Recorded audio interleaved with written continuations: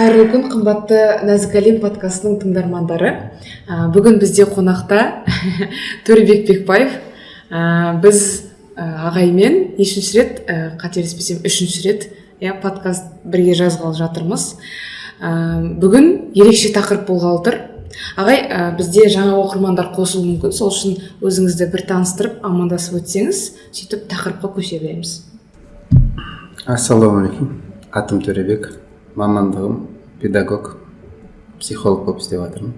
Консультация қабылдаймын, семинар жүргіземін. Консультация жүргіземін. Алматыда тұрамын. Болды.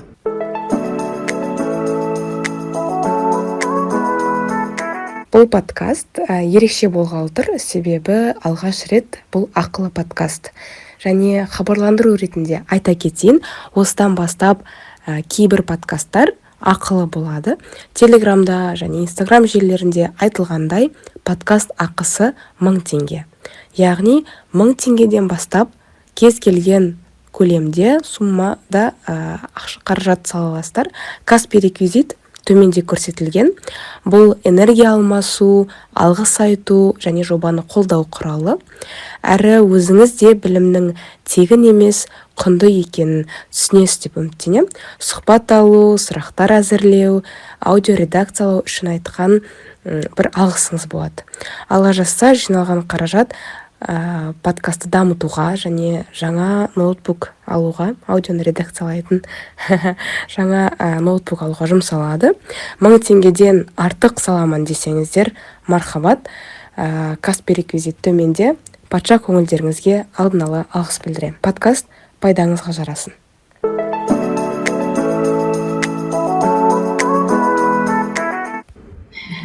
Жақсы.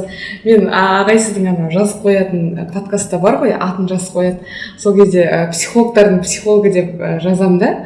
Себебі енді әртүрлі психологтар болуы мүмкін, бірақ өзім ең бірінші номер 1 деп есептейтін, мойындайтын психологтардың бірісіз. Сол үшін сізді қайта-қайта шақырып жатсақ ренжімеңіз. Сол үшін қайта-қайта біз мұқтажбыз сізге, сіздің біліміңізге.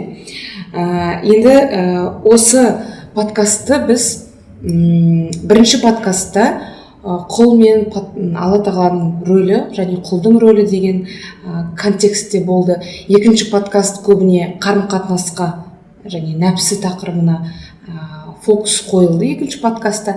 Енді үшінші подкастымыз тақырыбын подсознание деп алдым. Яғни түп сана, қазақша айтқанда, түп сана тақырыбы. Енді бірінші сұрақты осылай қойшы. Осы подсознание деген не нәрсе? Подсознание деген, яғни под астында деген сөз ғой. Астында. Біздің сознание и оның астындағы білінбейтін процестер, жүріп жатқан процестер. То есть компьютерді алатын болсақ, оның памяти бар, хард диски бар. Память ол жаңағыдай RAM деген сөз. Процестерге жауап береді, который біз көріп тұрмыз. Көрінбейтін процестер бар, оның білінбейтін. Бізді алсақ, мысалы, біз тек қана неге мән береміз, сонымен жұмыс істеген кезде ол сознание болады да. Мән бермейтін нәрселер бар, который өздері өзінше, өзімен өз жүріп отқан. Ол мән берілмеген, бірақ жұмыс істеп жатыр. Астында жұмыс істеп жатқан нәрселер. Екеуі екі түрлі жұмыс істейді. Сознание мен подсознание екеуі екі түрлі жұмыс істейді. Екеуінің тілдері бөлек, түсініктері бөлек. Әр түрлі да. Бір мысал келтірейікші, қалай екеуі? Простой мысал, ең простой мысал. Әйел мен еркек. Еркек логикамен ойланады, әйел сезіммен. Екеуінің тілі бөлек, екеуінің де тілі бөлек, екеуі де әр түрлі басқа тілдерде сөйлеседі. Мысалы, орысша мен қазақша тілдер бөлек қой. Ал орысша мен славянский тілдер бар ғой, олардың тілдері ұқсайды. Қазақша мен түркі тілдер бір мысалы. Олар мысалы өзбекше, қырғызша сөйлесе, сәл-сәл түсінікті болады да, бір тілде сөйлейді, бір группада ше. Яғни болгарский или там славянский тілдер бар ғой, украинский сияқты. Олар бір-біріне ұқсайды, бір-бірін түсінеді, сәл болса да. Сол сияқты, бірақ орыс пен қазақ сөйлесе бір-бірін түсінбейді. Или бір қырғыз мен орысша сөйлеп жатырмын деп қазақша сөйлесе, бұл да орысша деп. Ол да түсінбейді бір-бірін. Екеуі екі тіл деген сөз ғой, короче. Былайша айтқанда, біреу сознание ол логика, подсознание ол образ. Образ. Аха, образдар. Ол сезімдер да. И оны былай деп бөлсек болады. Мысалы, қалай жұмыс істейтін, екеуінің екі жұмысын айтсақ, мысалы, қалай жұмыс істейтін ше?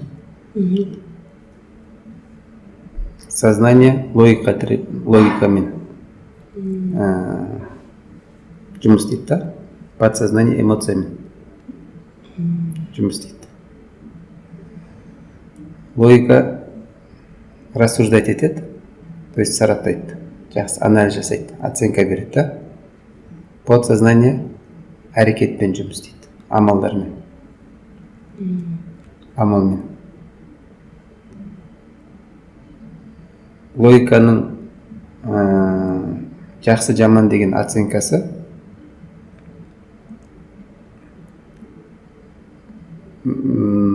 нравственный деген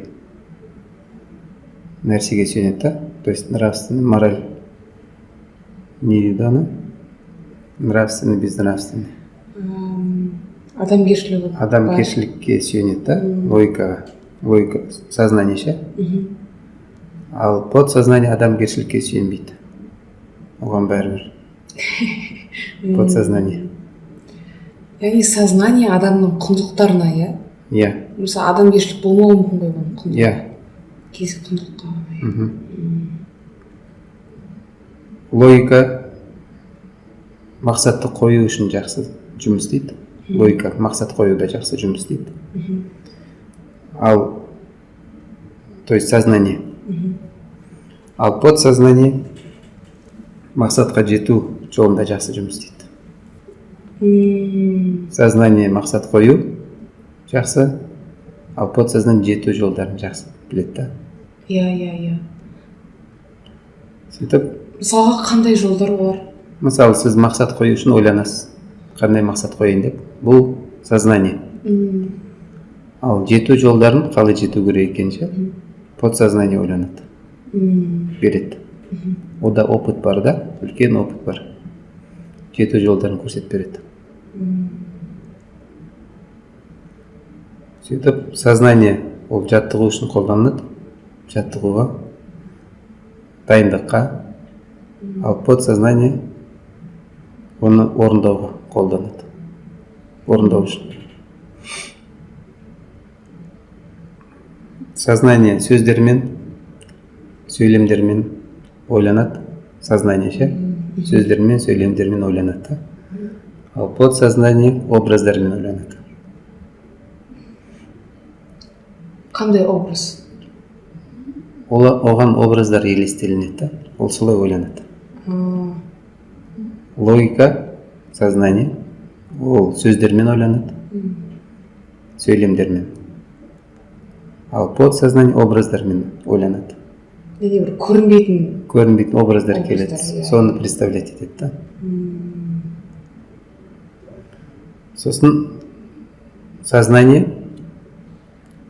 уақытты қалай қабылдайды? Сознание. Ол өткен шақты көреді, осы шақты көреді, и келешекті көреді да. Сознание ше? Иә. А бірақ подсознание тек қана осы моментте болады. Подсознание тек қана осы жерде болады. Осы шақты көреді. Оған өткен шақ, келер шақ жоқ. Ол тек қана осында болады. Здесь и сейчас дейді ғой, в моменте. Бұл подсознание. Осы жерде ғана жұмыс істейді да. Осыны ғана көреді. Уақыт оған осы шақ қана бар. Подсознание үшін Ал сознание үшін өткен шақ бар, яғни келер шақ бар, осы шақта 3 уақыт бар. Подсознание үшін бір-ақ уақыт бар, тек қана осы шақ. Сонда біз бір шешім шығару керек болса, біз сознаниемен шығарамыз, иә? Себебі біз саралаймыз ғой, өткен шақ. Анализ үшін сознание жақсы жұмыс істейді. Анализ. Бірақ оған жету, мақсатқа жету болса, подсознание жұмыс істейді. Иә? Иә. Осылай примерно. Жақсы. Ал енді мындай сұрақ қойыншы, подсознание не екенін жалпы түсінікті болған сияқты. Бұл сезімдер, эмоциялар және дәл осы моментте тап қазіргі шақпен ғана жұмыс жасайды. Сосын бұл образ, көрінбейтін бір образ ғана. Ал сознание болса, кәдімгі сөздер. Сознание сөздермен ойланады, сөйлемдермен ойланады. Конкретті нәрселермен ойланады да. Ал осы подсознание, сіз жаңа образ деп айтып қалдыңыз ғой, көрінбейтін образ, иә, подсознание. Осы Мысалы, сіз машина алғыңыз келеді да, соны елестетесіз, образ ше. Осы подсознание жұмыс істейді. Соны елестетіп, сезіне бастайсыз. Машинеде отырғандай, жүргендей, иә? Осыны елестеткен сайын, ол бар сияқты болып қалады да, подсознание ше. Сөйтіп, бұл подсознание жұмысы. Ал бірақ сознаниеға беретін болсаңыз, ол ойланады, мен қалай машина алуым керек, пландар құрады да, не істеуім керек, оған жету үшін қанша жұмыс істеуім керек, жолдарын ойланады, анализ жасайды. Ал бірақ подсознание қазір отырмын дейді машинеде, сразу. Елестетеді да, болды ол, алып қойды ол. Ода уже бар да ол машина. Солай жұмыс істейді. Осы образ бар ғой, көрінбейтін образ деп қалдыңыз ғой, қалай қалыптасады? Негізінде өткен опытпен қалыптасады. Өткен көрген нәрселер бар ғой, солардың бәрі адамда бүкіл сезімдер қабылдаушыда қабылдай береді бәрін. Жазылай береді. Миға бәрі жазылай береді. Сезімдер жазыла ма? Бәрі жазылады. Сезімдердің бәрі сигналдарда. Миға келіп отқан сигналдар. Мида 100 миллиард нейрон болса, 100 миллиард нейронда олардың байланыстары бар ғой, олардың бәрі бір-бірімен байланысты. Бұлар еще 100 миллиард несі бар ғой, степень. Сөйтіп, осынша байланыс бар. Осынша жол бар. И осының бәрі подсознаниеда тұрады. Осының бәрі. Бүкіл память, хард диск сияқты да, бәрі подсознаниеда тұрады. И өмір бойы осылар жазылған. Бәрі. И поэтому бұның бәрі осы шақта бар. Подсознание үшін осы шақта бәрі бар, тұр да олар. Оған өткен шақ жоқ. Сөйтіп ол ойланған кезде бәрін бірден ойлана алады. Бәрін бірден елестете алады. Ал сознание болса бір жолмен ғана жүреді. Бір жолмен жүреді и ұзақ жүреді.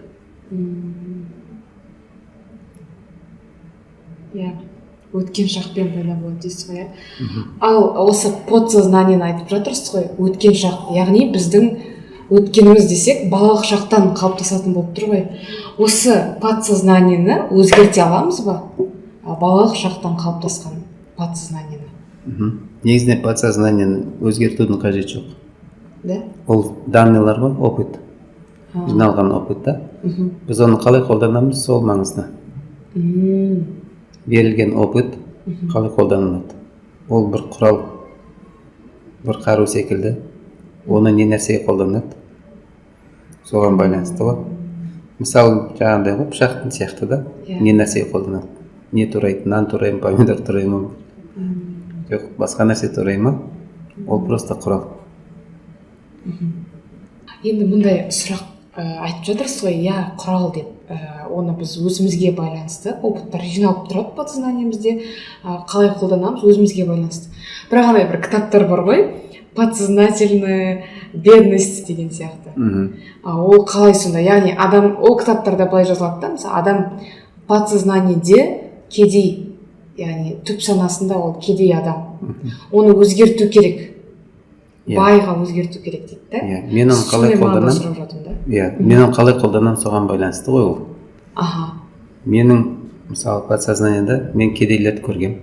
И оларды егер мен өзіме өлшейтін болсам, өзіме қолданатын болсам, иеленетін болсам, өзіме алып алған болам да, ол подсознаниеда бар. И подсознанияға мен задание берем, сондай болу керек деген. И подсознание соған жұмыс істейді. Кедей болуға ше. Ал осы тапсырманы сіз қаяқтан бересіз? Сознаниедан ба әлде? Жоқ, сознание, подсознание екеуі екі инструмент просто. Мендегі рух бар ғой. Рух бәрімен управлять етеді да. Сол беріп тұр задание. Оның управлениясында, рухтың управлениясында бірнеше механизмдар бар. Сөйтіп кейбір управление ғой, система управления кәдімгідей. Рухта ождан бар, оның жүрегі ол, рухтың жүрегі. Ожданда ары қарай жаңағыдай подчиненныйлар бар.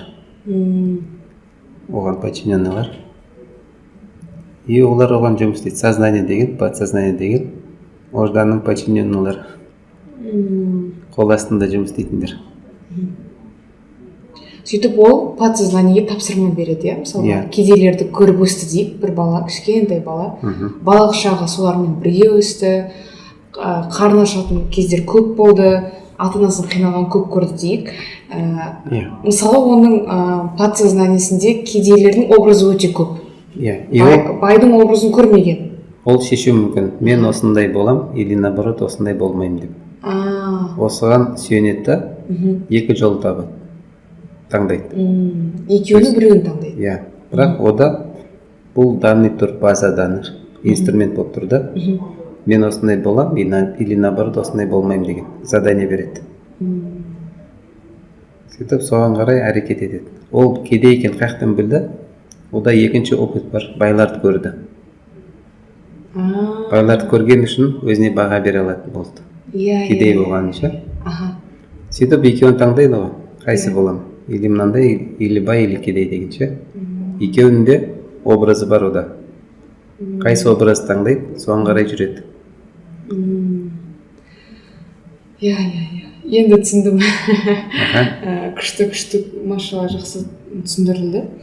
Енді мындай сұрақ қойшы, адам ниет етеді ғой бір іске. Жаңа біз айтып жатырмыз ғой, адамгершілік деген нәрсе ол сознаниемен деп. Яғни құндылықтар сознаниеде тұр, бірақ барлық сезімдер, эмоциялар подсознаниеде тұр. Вот ниет еткен кезде біз подсознаниемен ниет етеміз ба? Жоқ. Біз ниет етеміз, ол бөлек нәрсе, ол жүрек. Ождан. Ол жүрек бөлек па? Бөлек нәрсе ол.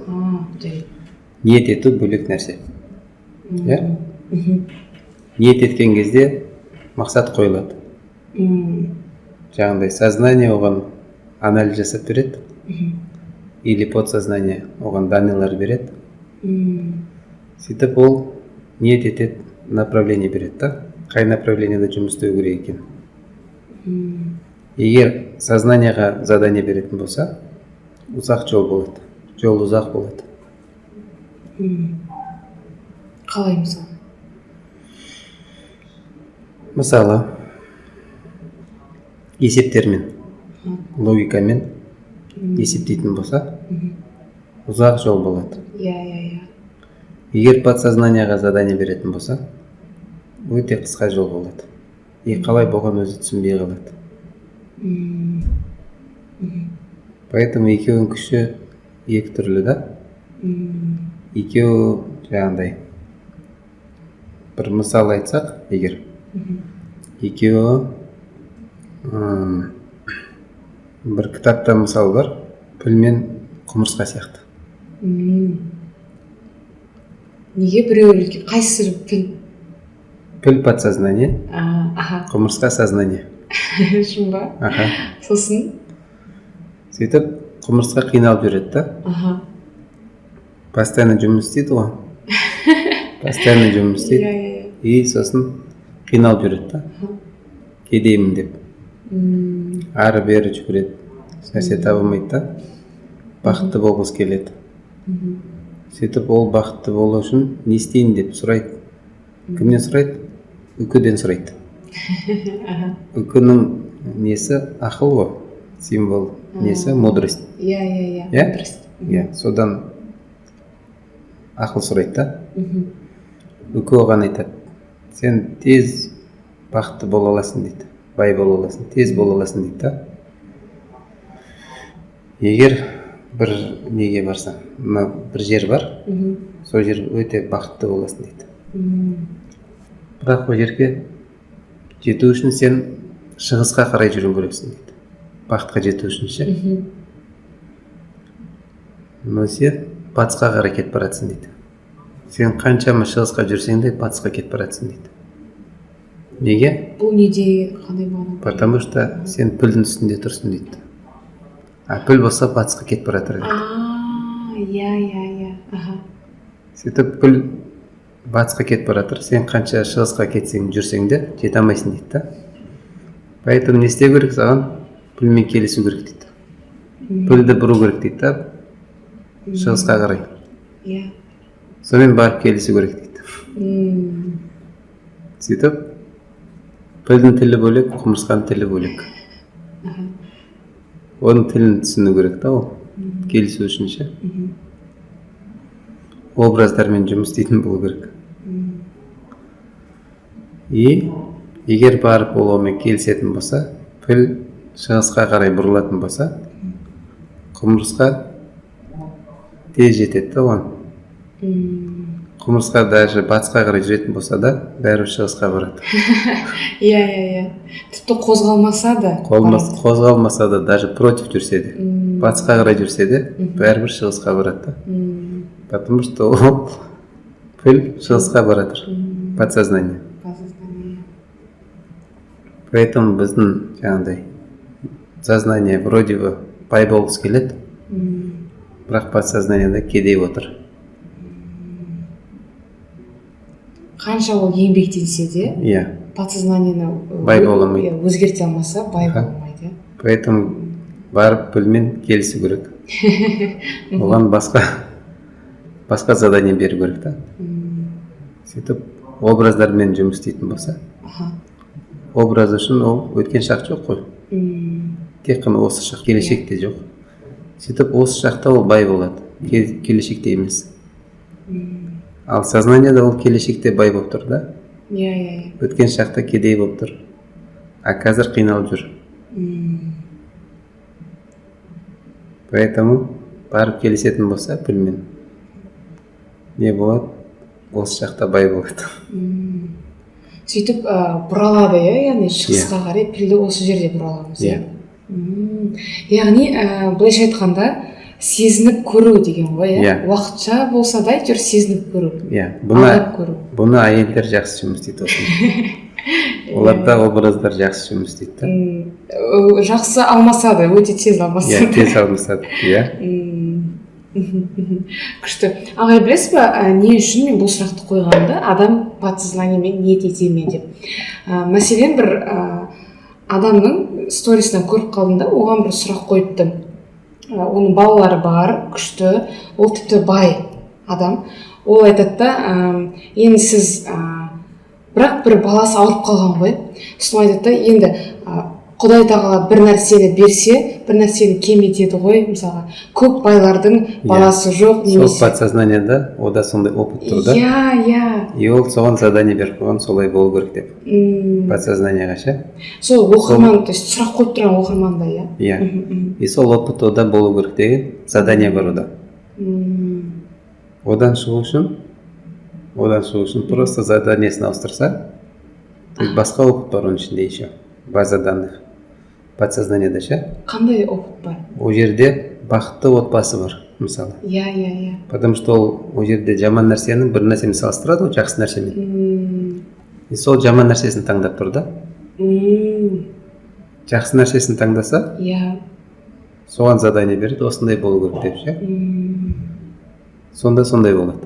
иә, мысалға сол оқырманда бір тіпті мен неге ниет деп айтып жатырмын, себебі ол ниет ете алмай тұр да, яғни керемет бір отбасы, бақытты, бай, ауқатты отбасы болуға ниет ете алмай тұр деп ойладым да. Неге? Себебі подсознаниесінде Алла тағала бір нәрсе берсе, бір нәрсені кем береді. Бай адамдардың бір проблемасы бар деген бір. Бұл жерде мен Алланың орнына шешім қабылдап тұрмын да. Иә. Оны бір заңға байлап тұрмын. Мынандай болса мынандай болу керек деген. То есть оны шектеп тұрмын. Алла тағала құдіреті шексіз. Жомарттығы шексіз. Жомарттығы шексіз, мейірімі шексіз. Любой нәрсені бере алады. Бізде екі дүниеде де бақыт сұра дейді. Иә. То есть не дейді Құранда? Осы дүниеде де ақыретте де жақсылық бер дейді.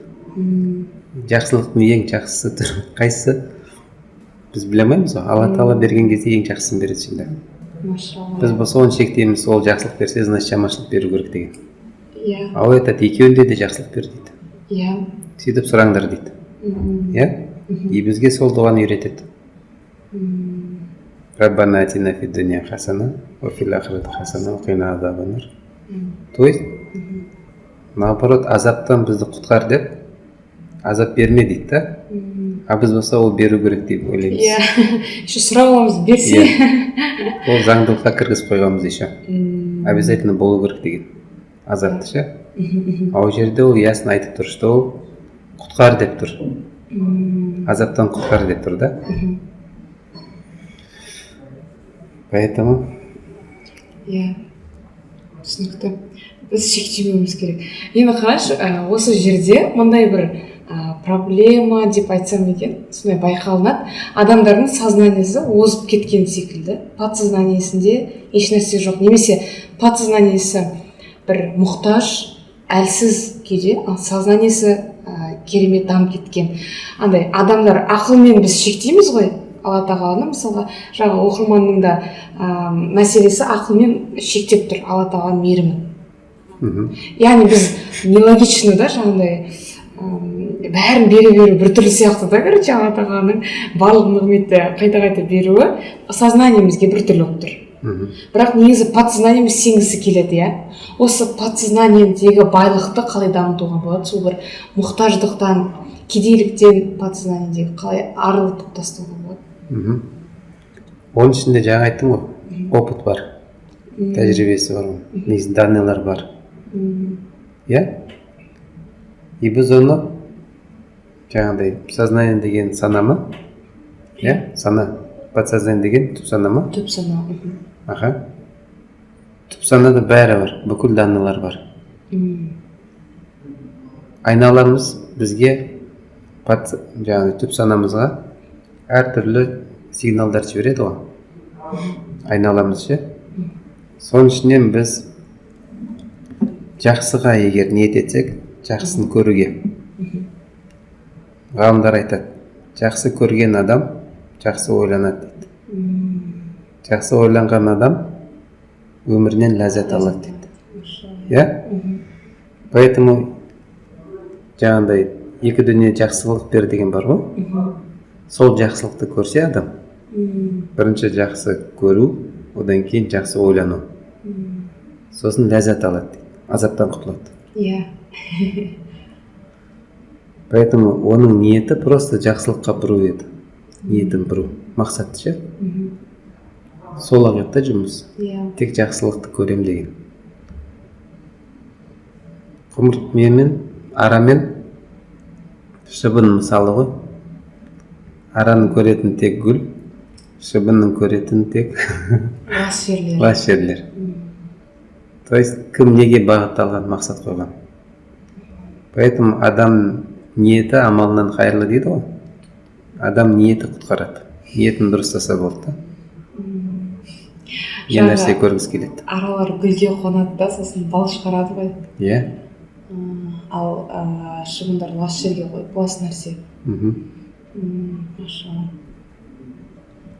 хаятынан жаңағы өмірінен ләззат алады деген нәрсе сол бал шығаруға келеді, иә. Яғни өзінен жақсы бір нәрсе. Ол жақсылық көрген сайын не істейді? Шүкіршілік жасайды. Жақсылық көрген сайын, жақсы ойланған сайын шүкіршілік жасайды дейді. Ал шүкір етсеңдер көбейтем дейді, арттырам дейді. Арта береді да. Сол үшін көбірек жақсылық көру керек, иә. Ниет тек қана жақсылық көруде болса, иә, тек қана ниет бұл жерде рөл ойнайды. Тек жақсылықты көрем десе болды. Задание береді ол. Түпкі санасына тек жақсылыққа задание береді. Тапсырма береді. Болды, олар инструмент, робот, просто істей береді, жұмыс істей береді. Да, олар түсінбейді, есептемейді, иә. Олар оны түсінбейді, олар просто инструмент. Оларға бәрібір, олар үшін санау үшін ше, біздің санау үшін бәрі сырье ғой, бәрі сигнал. Оның жақсы жаман деген градациясы, то есть оларға жоқ ондай жақсы жаман деген. Ауыр жеңіл деген, оларға ондай нәрсе жоқ. Иә? Ал осы подсознание бар ғой, ауыр жеңіл деген нәрсе жоқ деп айтып жатырсыз ғой. Осы дүние қанша жастан бастап қалыптасуы мүмкін? Ауыр жеңіл деген ба? Иә. Ол жаңағыдай біз 12 жасқа дейін баламыз ғой. Иә. Сол периодта, балалық шағында жиналған опыттың бәрі адамдардан көрген нәрсесі, айналасынан көрген нәрсесі, естіген сөздері, ауыр жеңіл деген, жақсы жаман деген, сөйтіп сонымен қалыптастырады, түп санаға сонымен отырады. Бәрі балалық шағында отырады. Сол үшін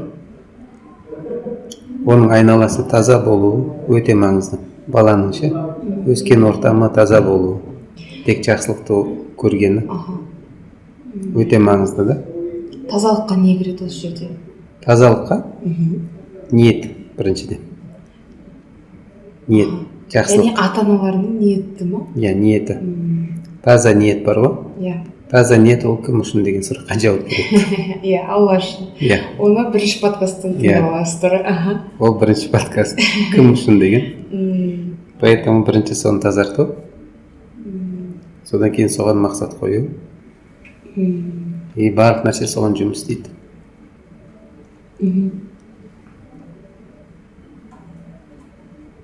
Ниет жатады сонда тазалыққа, сосын?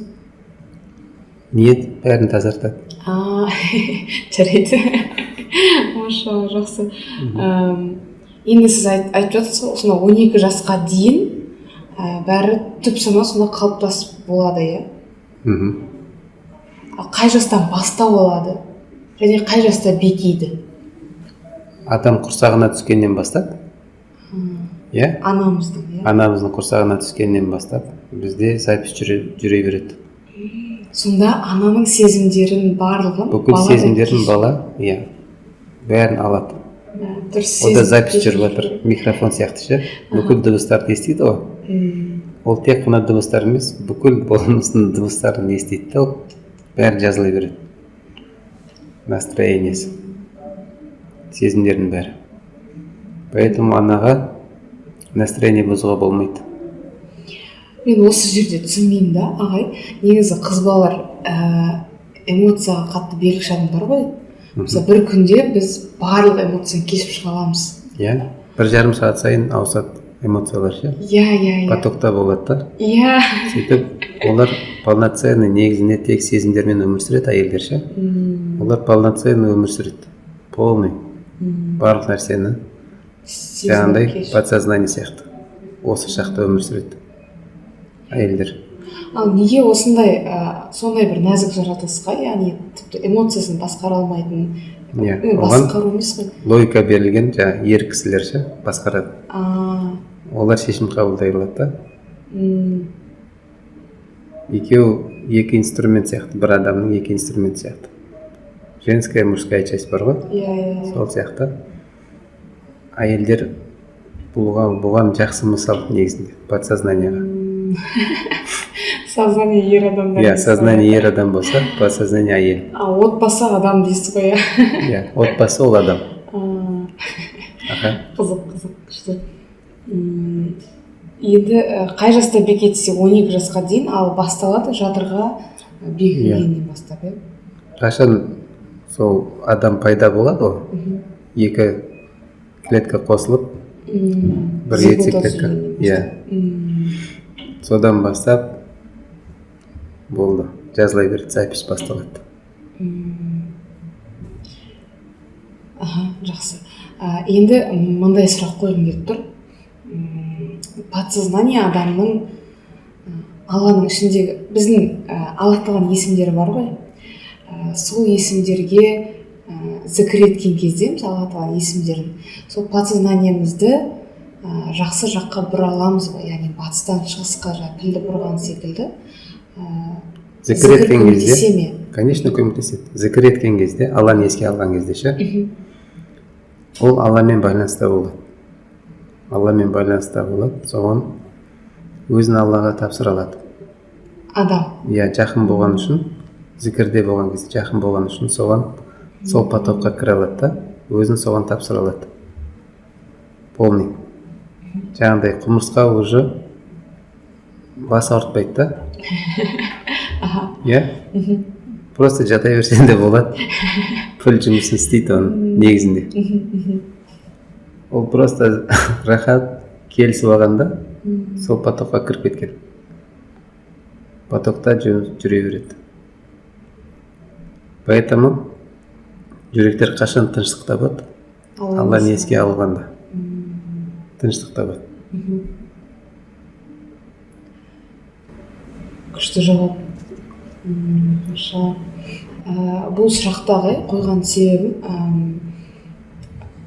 мысалы бірде былай көрінеді кейбір адамдарда, бәлкім менде де болуы мүмкін да, Алла тағаланың мейіріміне толық сенім арту мүмкін емес деп көрінеді да. Яғни мүмкін шығар, кейбір адамдар бәлкім толығымен сенеді.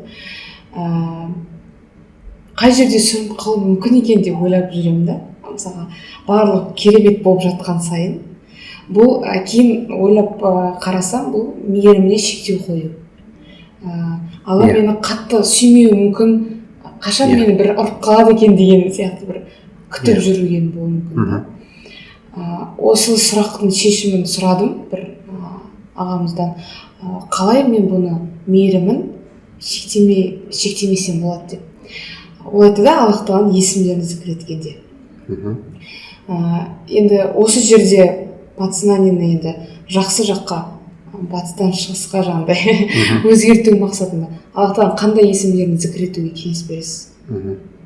Оның бүкіл есімдері, иә, бүкіл есімдері, шектемей тоже. Нәрсені таңдамайша зікір етсе болады ол, бірақ ол зікір ету ерекше, ол бөлек құлшылық ол. Тек қана Алла үшін жасалатын нәрсе. Бір мақсатқа жету үшін емес. Подсознаниені өзгерту үшін емес. Өзгерту үшін емес, иә. То есть біз оның жұмысымен әлек болып жатырмыз. Ол мен жұмысым емес. Өзі өзгертеді. Иә, мен жұмысым емес, ол өзгертуші. Мен жұмысым тек қана құлшылық еді. Мен бірақ басқа нәрседен әлек болып кеткен. Иә? Мен жұмысым просто по инструкции өмір сүру еді. Ал жаңағыдай өзгерту сұрақпен болады. Сұрақ қойған кезде. Сіз басында не дедіңіз? Нені өзгерту? Бір сананы, түп сананы өзгерту керек та. Алла тағала әркез мейірім бере бере ме шынымен деген сияқты бір сұрақ қойылады да. Сол ойды өзгерту. Иә? Сол ойды өзгерту, негізінде ол ойды қабылдамау. Сұрақ қоюмен болады да, ол ой қайдан келді? Қай ой? Сол ой ше, Алланы мейірімсіз деп санау. Мейірім деп санаймын. И одан бір не келеді, жаңағыдай. Бір қорқыныш келеді деп ше. Иә. То есть бір не күтіп жатырмыз, негатив. Иә. Соны өзгерту сұрақпен болады. Қандай сұрақпен? Иә, бұны кім жіберіп жатыр бұл ойда? Шайтан ба сонда? сұрақ қойған кезде жауап келіп жатыр ғой сразу. Иә? Поэтому сұрақтар бізді құтқарады. Сұрақ қойған кезде. Алла Тағала бізге сананы не үшін берді? Санамен жұмыс істесін деп. Сұрақ қоя алу үшін. Иә, сұрақ қойған кезде адам жауабын табады. Ал біздегі сана просто инструмент, жауаптар шығарып бере береді. Оған главный сұрақ қою керек. Сұрақ ол мақсат. Машалла, екеуі бір-біріне көмектесіп, бізге жұмыс істейді. Олар просто инструмент еді. Так, осы жерде тағы бір сұрақ. Олар инструмент еді. Адамға инструмент болып тұр. Да. Подсознаниеде және сознаниеде, иә? Иә. Вот қандай, не үшін инструмент? Бір мақсатқа жету үшін. Қандай мақсатқа? Құлшылық. Туф, машалла. Құлшылық деген не? Құлшылық деген Алла үшін деп өмір сүру. Иә, әрекет плюс ниет. Жақсы. Құлшылық, әрекет плюс ниет. Вот. Екеуі қосылған кезде құлшылық болады. То есть сана, бейсана, түп сана просто жұмыс дегені құлшылық емес. Бірақ мақсат қойған кезде кім үшін жұмыс істейді дегенде Алла үшін жұмыс істейтін болса құлшылық болады. Ең үлкен құлшылық қандай еді? Ойлану. Ойлану. Поэтому бұлардың бәрі инструменттер құлшылық үшін берілген. Маған тек қана мақсатты қою керек, кім үшін деген. Соны қойсам болды, олар маған жұмыс істейді да. Машалла. Және сол сұрақты қою нығметін өзі деп, бірақ Алладан беріп тұр, иә? Алла Тағала маған жаратқан кезде сразу сол сұрақты қойды. Не үшін қойған еді? Үйрету үшін. Үйрету үшін маған не істеу керек екен. Ақылмен қалай жұмыс істеу керек екен. Ақыл қалай жұмыс істейтін, қашан жұмыс істейтін, қалай жұмыс істейтін, бәрін үйретті. Жаратқан кезде сразу маған сұрақ қойды. Еще сұрақты не деп бастады? Мен деп бастады. Мен? Мен деп. Сен деп емес, мен деп. Сен емес, мен. То есть маған да үйретіп жатыр, мен де өзіме мән беруім керек. Жақсы, күшті жауап, машалла. Мұндай сұрақ қояйыншы, иншалла басқа оқырмандарға да пайдалы болып қалар. Мысалға біз бір істі алып жатқанда қиналып қалуымыз мүмкін, немесе сол істі бастарда волнение болуы мүмкін да, тревога деген нәрсе, яғни қатты қобалжу.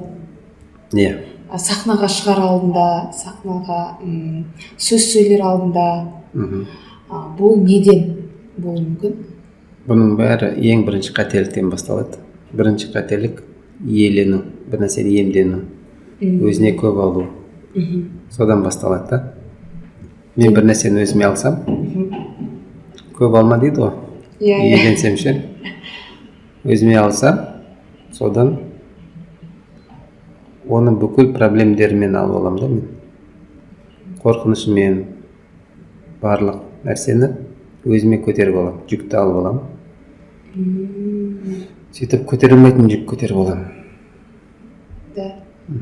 Сосын содан қобалжимын. Сосын біреудің көзқарасына мән беретін боламын. Кім не дейді, не ойлайды, қалай баға береді. Потому что менікі болып қалды. Менікі болған кейін мен затым қандай болу керек деп, оны да шеше бастаймын. Мен затым идеальный болу керек дегенше. Сөйтіп оның затын, Алланың затын мен өзіме алып алып, иеленіп, қожайындық жасаймын. Проблеманың бәрін көтеріп аламын. Егер оны қайтарып берсем, қобалжымаймын, уайымдамаймын, ренжимін, қорықпаймын.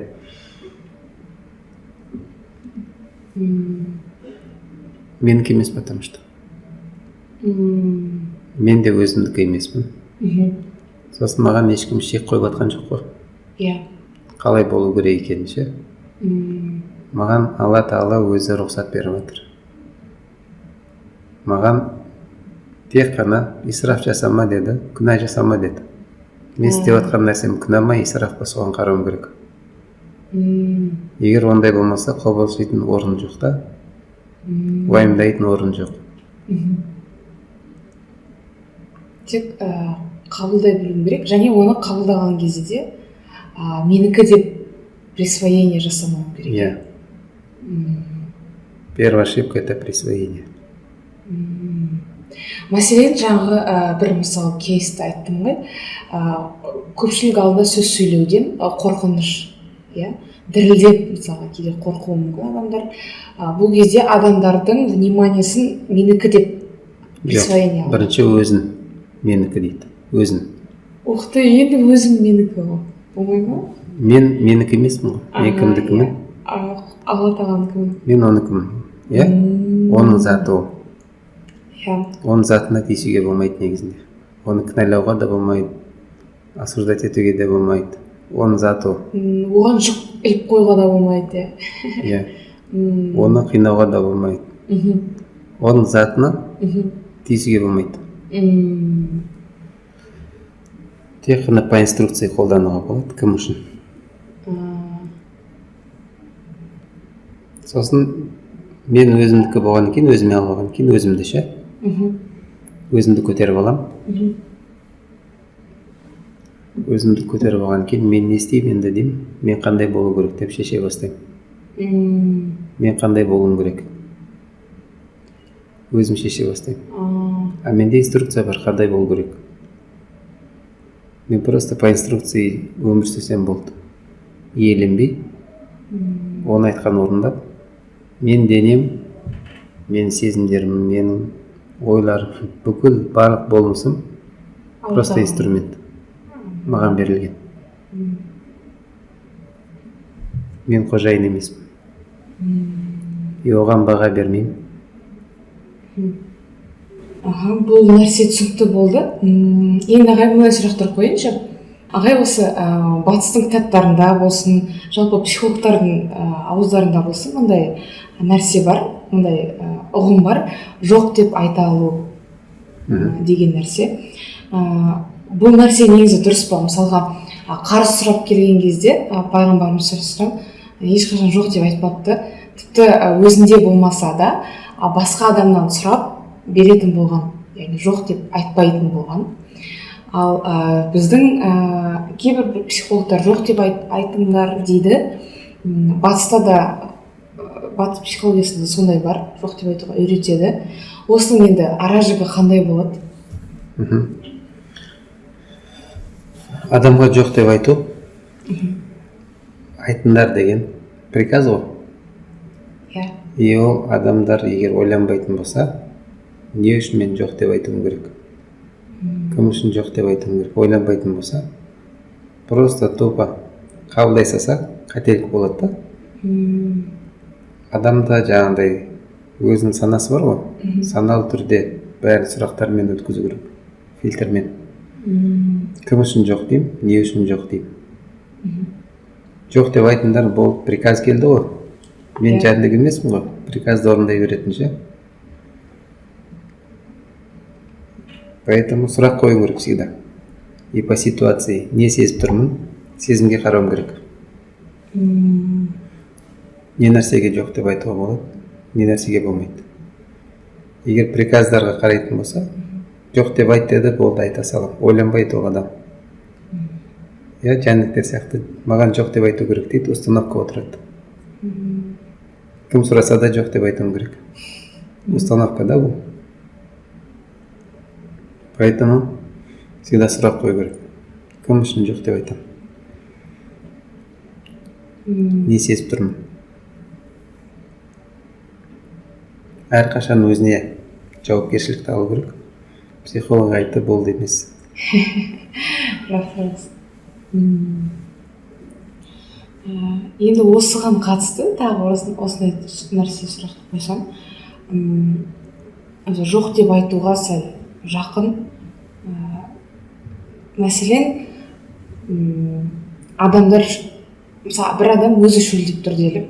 Ол адам мысалы әдеп бойынша басқаларға су, немесе шай делік, шай құйып, соңында барып өзіне құйғаны дұрыс болар ма екен, әлде бірінші өзіне құйған дегенмен дұрыс па? Себебі бір жағынан алып қараса өзінің сезімі ғой шөлдеп тұру деген нәрсе, өзіне құйса болады. Дегенмен мысалы исламда сахабалар мысалға өлім халінде жатса да бірінші өзіне емес басқаны ойлаған, ол су ішсін оған бер деген сияқты айтылған оқиғалар бар да. Иә. Ол жерде мынандай оқиға болған. Соғыста өлім халінде адам қатты қиналған кезде су сұрағанда, сөйтіп ол адам сұраған ол су деген.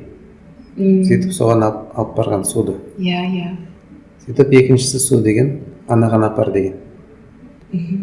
Сөйтіп ол ішпеген, оған апарған. Ол ішейін деп жатқан кезде біреу тағы да су дейді, маған емес оған апар дейді, оған алып барған. Сөйтіп оған жеткенше аналар қайтыс болып кеткен, басқалар ше. И ол да қайтыс болған. Соңында ешкім су іше алмаған, бір-бірін ойлағанда. И ол оқиға бөлек басқа. Басқа да. Иә, өзгені ойлау, өзгеге жанашу. Біреу сұрап тұрған, мұқтаж болып тұрған кезде өзінен алып өзгеге берген да. Өзі үшін емес, өзге үшін. Альтруизм, иә? Альтруизм, иә. Сөйтіп, ол оқиға басқа да, бірақ мен жаңағыдай су кімге бергім келеді, таратқым келеді, ішімде қандай сезім бар, соған қараймын. Егер сезім келіп тұрса, маған су ішуге, шөлдеп тұрсам, ішсем болады. Оған запрет жоқ. Біреу су сұраса, оған берсем болады. Сұрамаса да берсем болады. Оған да запрет жоқ. Мысалы, ситуацияға байланысты, маған үйге қонаққа келді. Мен суларын қойып берсем болады да. Мен күтіп жатырмын қонақты. Иә. Мен қойып берсем болады. Қонақ қойдан жуас. Ол ұялуы мүмкін, сұрауға ұялуы мүмкін. Мен қойып берсем болады да. Сөйтіп, ішпесе де болады ол. Суды ше. Өз біледі, іше ме ішпей ме. Менікі ұсыныс қана. И мен сұрасам да болады, кімге не құйып берейін деп. Жақсы, түсінікті болды. Енді басты бөлім аяқталды, подсознание туралы. Сіз енді қанша адамдарға консультация жасадыңыз, сол кезде халықтан осы подсознаниесінде қандай мәселелер бар, соны айтып қалғыңыз, түсіндіріп қалғыңыз келсе, подсознание тақырыбында болады.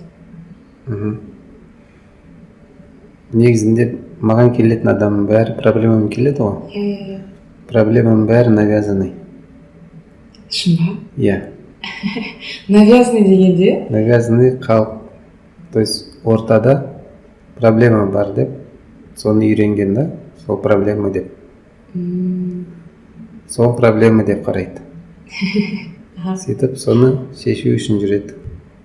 Сол проблеманы көтеріп алады да, сонымен әлек болады. На самом деле ол просто инструмент еді. Ол проблема емес еді. Маған жол көрсетуші еді. Мен оны просто оқуым керек еді.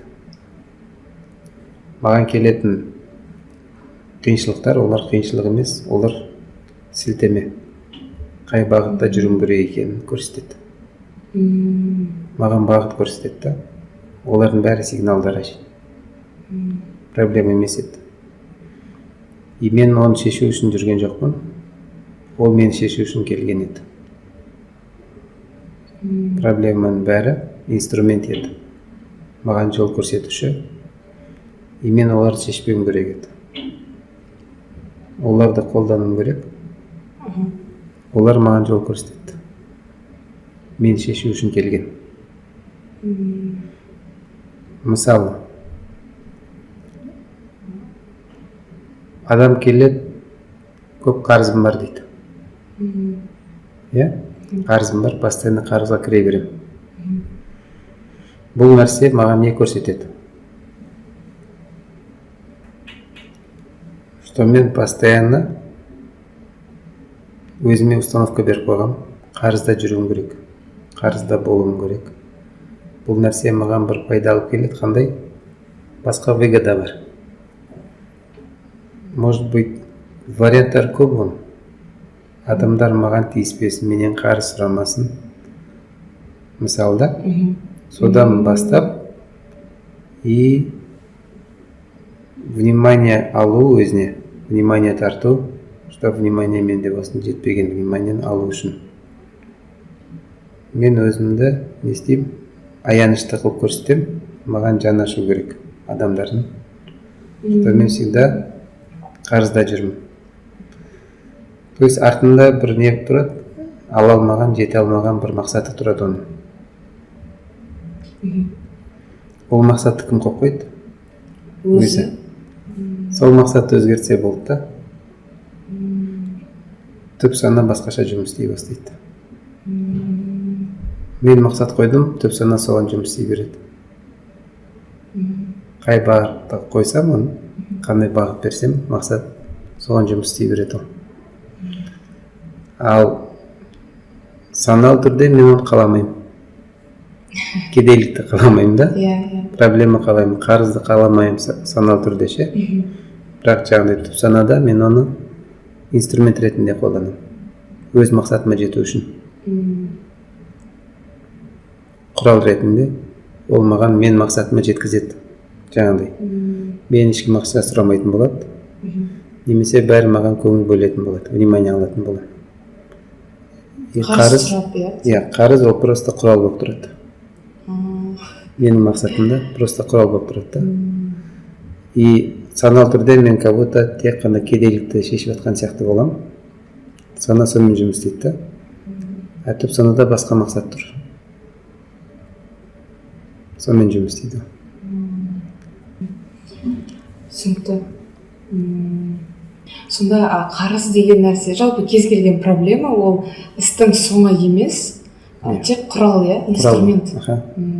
Ал мұндай сұрақ қойыңызшы, сіз енді психолог ретінде көріп жатсыз ғой, мысалы, мәселен адам қарызбен, көп қарызбын деп келді, бірақ артында оның не тұрғанын бірден көріп жатсыз ғой. Ал адамдар қалай көрсе болады проблеманың артында не тұрғанын? Сұрақ қоятын болса, бұл нәрсе маған не үшін керек деп. Қарыз не үшін керек деп? Қарыз не үшін керек деп сұрақ қоятын болса. Және шынайы жауап беретін болса. Адам ожданы бар ғой, алдамайды. Алдамайды ма? И түп сана оған жауабын шығарып береді. Түп сана оған жұмыс істейді. Оған бәрібір. Осы нәрсе жасырмайды. Құпия емес. Сұрақ қойса болды, тани бере береді.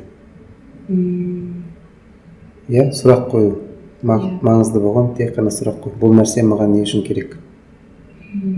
Кедейлік болсын, ауру болсын, қарыз болсын, проблема болсын, любой қиыншылық маған не үшін керек деп сұрақ қоятын болса, бейсанасы оны жауабын береді оны. Түсінікті. Күшті. Осымен қысқа да нұсқа подсознание туралы аяқталды. Маңызды бөлім. Енді қысқа сұрақтар айдары бар бізде, блиц сұрақтар. Өте қысқа. Подсознание қатысы жоқ. Рахмет, осындай тақырыпты, негізі өте маңызды тақырып екен, подсознание деген. Осыншалықты маңызды деп ойламадым, тіпті подкастқа сұрақтар дайындаған кезде де. Бірақ айтылып жатқан әңгімеден барлық нәрсе сонда жатқанын, пілдің маңызын, қандай үлкендігін, подсознаниенің піл мысалы өте керемет болды. Рахмет көп. Енді қысқа сұрақтар айдары. Бірінші сұрақ, бақыттың кілтін іздеп жатады ғой, көбі. Сіздің ойыңызша бақыттың кілті неде? Бақыт кілт қажет етпейді, есік ашық. Сұрақтың өзі қате десеңізші. Жақсы. Есік ашық, ол всегда бар. Оны көру, просто көру да. Оның кілті сұрақта десе болады негізінде. Сұрақ қоюда. Бірақ есік ашық тұр. Есік ашық тұр, ол всегда бар. Мысалы, бәріміз сиямыз. Адам всегда ләззат алып жатыр да. Бірақ ләззат іздейді өмірі. Мақсат қылып қойғанда ләззат алуды ше. а бірақ ол постоянно ләззатта өмір сүреді. Мм, Мысалы, дем алу ләззат қой, көру ләззат, есту ләззат, мм, иә, дәм тату ләззат, мгм, сезімдердің бәрі ләззат алып келеді оған. Отыру ләззат. мм, Қашан байқайды ләззат екен? Отыра алмаған кезде. мм, Оказывается, ол ләззат еді. Оказывается, ол бақыт еді. мм, Қашан қадірін түсінеді? Жоқ болған кезде. Бақытты екенмін ғой дейді да сол кезде. мм. Мысалы, балалық шағында қазір ойлайды бақытты екенмін ғой сол кезде дейді да. Балалық шағында наоборот қашан үлкен боламын дейтін еді. Иә. И оказывается, ол всегда өмір бойы тек қана бақытты өмір сүріп жатыр да. Мм, Просто көре алмайды оны. Неге? Мақсаты бөлек болып тұр. мм. Күшті. Мынаны цитата қылып жазып қою керек иншалла. Бақыттың кілтінде бақыттың кілті жоқ, есік ашық деген күшті кетті. Екінші сұрақ, топ 3 қорқынышыңыз.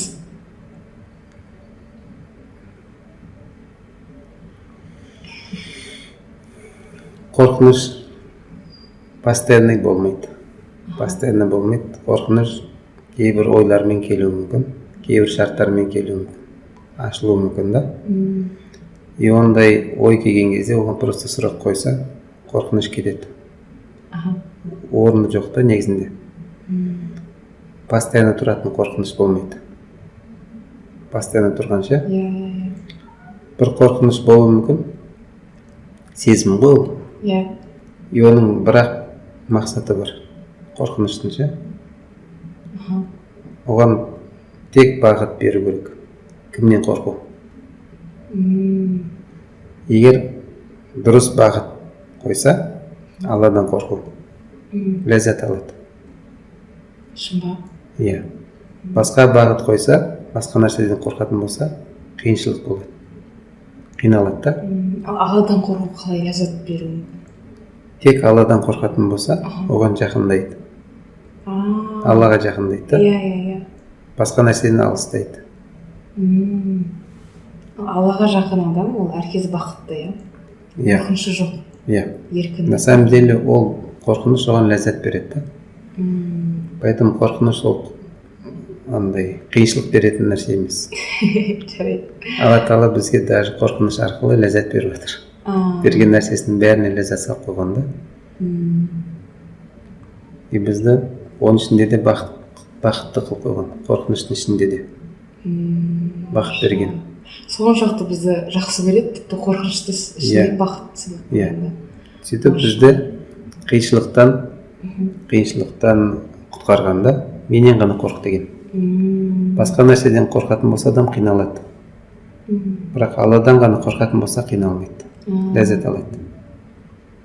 Күшті, машалла.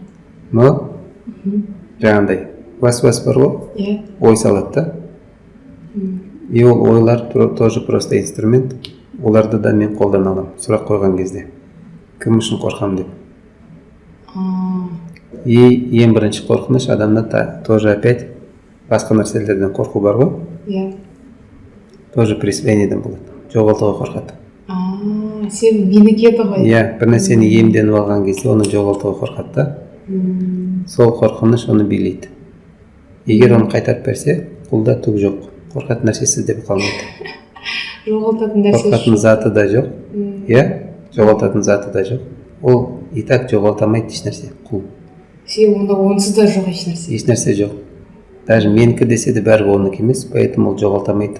Қанша тырысса да жоғалтамайды да.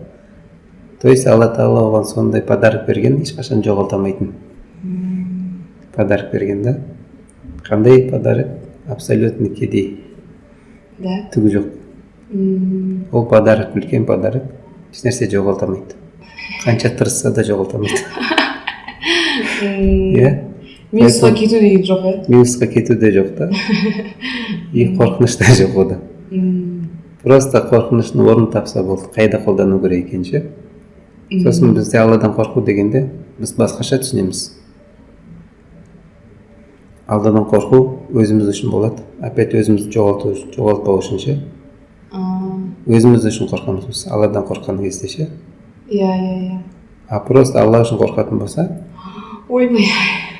Аха. Просто так ше, Аха. өзіміз үшін емес. Ол кезде ләззат алады, потому что ол менен қорқыт еді. И просто Алладан қорқатын болса, бір нәрсені жоғалту мақсатында емес, жоғалтпау мақсатында емес. Бір нәрседен айырылып қаламын деп мақсатта емес та, просто қорқу. Өзімді сақтаймын деп қорқу емес. Өзі үшін емес. Қорқ деген үшін қорқатын болса, сол кезде қиналмайды. Ал осы этаптан манағы өзім үшін қорқу, адамның өзі үшін қорқу, яғни бір нәрсені өзі үшін істейтін болса, ол қиналады, қиыншылық басталады. Мәселен, тозақтан қорқу дейікші, бәрібір адам өзі үшін қорқып тұр ғой. Тозақта қалып қоюы, опять өзі қалып қойып тұр. Ал осы нәрседен алып тастап, немесе аттап өтіп, тек Алла үшін қорқуға қалай өтсек болады осы жерде? Бұл да ең бірінші себебі иеленуден басталады. Өзін иеленіп тұр. Өзін иеленген үшін, өзін тозақтан құтқару үшін қорқады. То есть өзін Аллаға тапсырса, иеленбесе, менде жоғалтатын түк болмай қалады да, қалмайды. Өзге түгіл, өзімізде жоқ екенбіз ғой. То есть бұл менің заты емес, оның заты. Бірақ қабылдау оңай емес сияқты адамға. Оны баға беріп отқан тағы да кім? Адам өзі. Сол бағаны берген үшін тағы да қиналады. Оңай, жеңіл дегенше. Еш нәрсе жоқ па ондай? Қиын, жеңіл деген нәрсе жоқ. Жоқ па? Бірақ мысалға Алла жеңілдік берсін деген бар ғой. Ол тек қана жеңілдік берген. Бізге жеңілдік қалайды да, қиыншылық қаламайды деп аят бар. Ол бізге тек жеңілдік қалайды, қиыншылық қаламайды. Поэтому оның бізге қалайтын нәрсесі, берген нәрсесі тек жеңілдік. Оның беретін нәрсесі тек жақсылық еді, қайыр, жаманшылық өздерінен дейді. Поэтому қашан мен бәрін тапсырам, өзіме оралам, абсолютно кедей болған кезде, түк жоғалтпайтын жағдайға жеткен кезде, менде қорқатын зат қалмайды. И қорқу маған просто сезім болады да, ләззат алып келеді, жеңілдік болады. То есть Алла Тағала маған менен қорқ деген өзі жеңілдік, басқа нәрседен емес, тек Алладан қорқ дегені құлшылық болады. Алла үшін қорқатын болса құлшылық, бірақ өзім үшін қорқатын болсам қиыншылық. Сонда Алла Тағала негізі осы дүниенің өзін жәннат секілді етіп қойған, бізге еш нәрсе бермей, жеңілдік қалап. Бірақ бұл жәннаттың жаңағыдай егін даласы. Бұл жерше жәннаттың өзі ол жақта жеміс.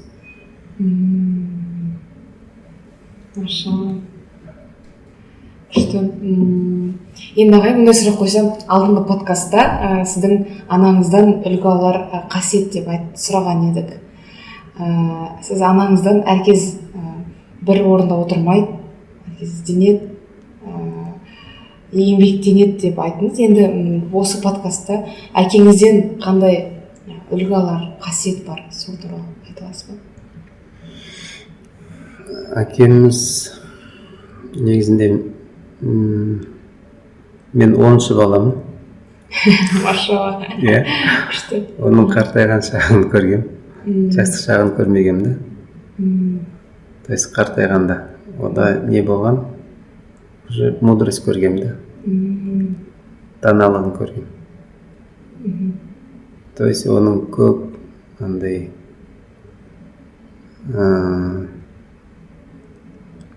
дұрыс шешім қабылдағандарын, даналықпен шешкендерін, сол жағын қалғанда менде. И көп, мен жақсылығын ғана көргем да, тек қана. Қартайған шағында мейірімін көргем, жастық шағын көрмегем. Үлкен ағаларым, может быть, көрген шығар, олар басқаша танитын шығар, может, оны. бірақ мен басқаша танимын. Сонда сіздің үлгі алар қасиетіңіз даналық па? Иә. Маша. Күшті. Аға, енді төртінші сұрақта мындай сұрақ қойғым келіп тұр. Өз тәжірибеңізден бақытты отбасы болудың 3 сырын айтып бере аласыз ба? Бақытты отбасы ма? Аха. Тағы да, егер мен бір принципті ұстанатын болсам, менен басқа ешкім жоқ деген. Отбасы мен үшін инструмент болса, и менің тәрбием үшін берілген. Тек қана менің тәрбием үшін берілген. Маған ше? Осыны түсінсе болды, иә? Осыны түсінсе, өте бақытты. Маша. Енді ағай, 5-ші сұрақ тоже отбасыға қатысты болып кетті. Балаңызға қандай өсиет қалдырар едіңіз? Негізінде тоже сұрақ қою ғой. Адам болудың жолы ше? Сұрақ қою. Всегда. Өзіне? Иә, мен кіммін? Кім үшін?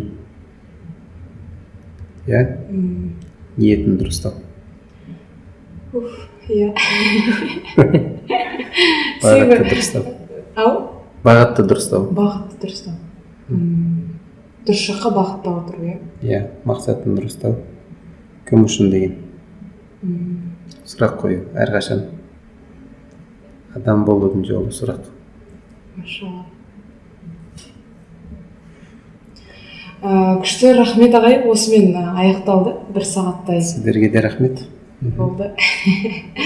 Алла разы болсын. Бәрімізден Алла разы болсын. Әмин. Енді Астанаға келгенде сізден подкаст алып тұрамын.